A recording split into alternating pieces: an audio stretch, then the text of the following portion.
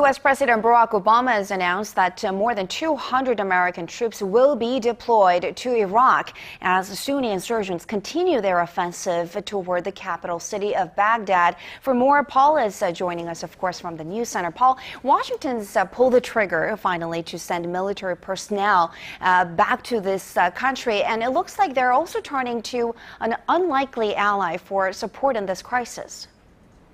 That's right. In a sign of the quickly deteriorating situation in Iraq, the U.S. government is reportedly considering working in some extent anyway with its traditional enemy, Iran. Keeping all options on the table, U.S. Secretary of State John Kerry says anything constructive to providing Iraq with stability will be considered, including airstrikes. Our Kim Hyun-bin reports. The United States could cooperate with its traditional foe, Iran, to stop Sunni militants, known as the Islamic State of Iraq and the Levant, from continuing their rampage through Iraq. In an interview with Yahoo News on Monday, Secretary of State John Kerry said that, while Washington is not in active discussions with Tehran, it will not rule out anything constructive in providing stability to the region. Another U.S. official said the two sides could discuss the situation in Iraq on the sidelines of nuclear talks scheduled for Wednesday in Vienna.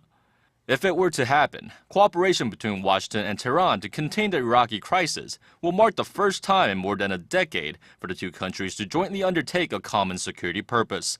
Iran is a strong backer of the Shia government in Iraq and has signaled a readiness to cooperate with the U.S. to contain the crisis.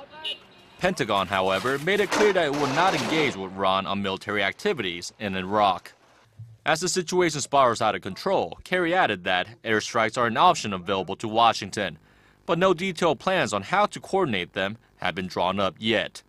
Meanwhile, President Obama on Monday has notified Congress that 275 U.S. troops will be deployed to Iraq to provide support and security for U.S. personnel and the American embassy in Baghdad.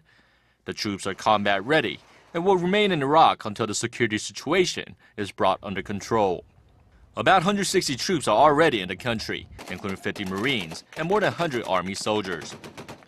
Radical militants from the Islamic State of Iraq and the Levant have seized large parts of northern Iraq over the last several days, threatening to dismember Iraq and unleash all-out sectarian warfare. Kim Hyun-bin, Arirang News.